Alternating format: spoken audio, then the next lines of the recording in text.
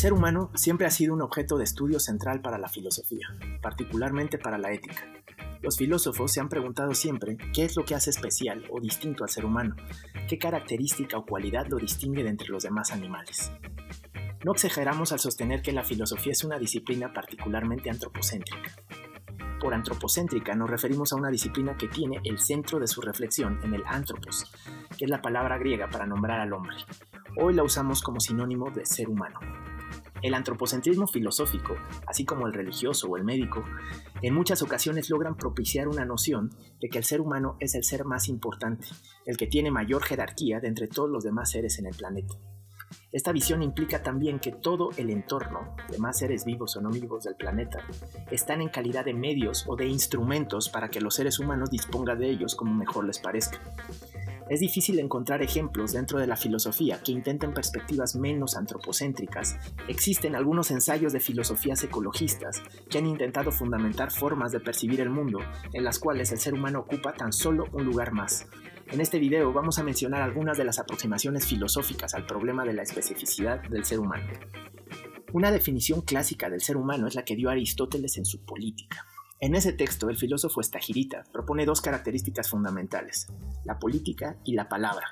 Por eso, Aristóteles llama al ser humano el zoon politikon con logos, es decir, el animal político que tiene palabra. Para Aristóteles puede haber otros animales gregarios o que viven en sociedad.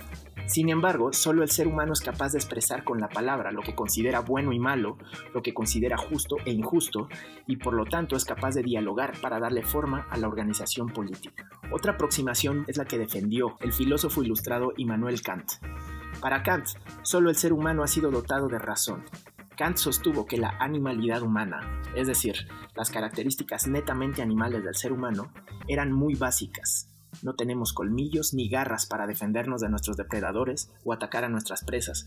No tenemos suficiente pelo como los demás mamíferos o escamas como los reptiles para proteger nuestro cuerpo del clima o de posibles ataques. Sin embargo, tenemos la razón, y esta es capaz de suplir todas nuestras carencias como animales. Otros autores como Pico de la Mirandola, Rousseau o Sartre sostuvieron que el rasgo característico del ser humano era el de ser un ente libre. Sartre diría que todos los animales han sido determinados en su ser, es decir, que aún antes de llegar a existir, su esencia ya estaba dada. O bien, que son seres en quienes la esencia precede a la existencia. Un ejemplo de esto sería decir que aunque no haya nacido un lobo, podemos saber cómo va a ser ese lobo, cómo se va a comportar, qué va a comer, qué partes del mundo va a conocer, en fin. Ese lobo está predeterminado a ser de cierta forma. Eso es lo que quiere decir que su esencia preceda a su existencia. Sartre diría que los seres humanos son entes en los que la existencia precede a la esencia, es decir, son seres que no han sido predeterminados a ser de una forma u otra. Son seres que se darán a sí mismos su esencia a través de sus acciones y elecciones. Marx, por su parte, piensa que una de las características distintivas del ser humano es el hecho de que es un ente que trabaja. Para Marx, el trabajo del ser humano es específicamente distinto del de cualquier otro animal, en la medida en la que el ser humano modela subjetiva e idealmente su producto, y cuando finalmente lo realiza en el mundo, ha logrado objetivarse a sí mismo. Mientras que una abeja, al construir su panal, por ejemplo, solo ejecuta el designio que la naturaleza tiene para ella. La abeja, piensa Marx, no se imagina subjetivamente la celda del panal que le toca construir antes de construirla. Todas estas visiones son antropocéntricas. Y más allá de si estamos o no de acuerdo con que solo el ser humano tiene estas características, lo que nos interesa resaltar es que son visiones que en cierta medida justifican la instrumentalización de plantas, animales y demás seres vivos. Son posturas filosóficas que se han usado para legitimar el uso y la explotación indiscriminada de otros seres vivos.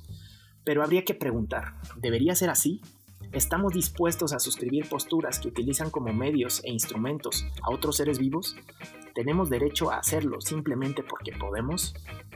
Hay algunos ejemplos de filósofos que han pensado distinto, filósofos que sostienen que ni la razón ni el discurso nos dotan de más derecho que a cualquier otro animal. Jeremías Bentham, por ejemplo, sostuvo que el hecho de ser capaces de sufrir o de sentir dolor es suficiente criterio de igualdad como para que no sea posible instrumentalizar a los animales. Peter Singer, el autor del libro Liberación Animal, recuperó el argumento de Bentham y lo utilizó para defender los derechos de los animales. Otro ejemplo sería el de Arne Naess, fundador de la ecología profunda, quien acuñó el término biocentrismo para sustituir el de antropocentrismo. El biocentrismo de la ecología profunda sostiene que todos los seres vivos merecen respeto moral y que el ser humano es solo un ser vivo más de entre muchos y sus características no lo justifican para instrumentalizar a los demás seres vivos. Espero que este material te sirva para reflexionar y complejizar la noción que tienes sobre las semejanzas y diferencias que tienen los seres humanos con las demás especies.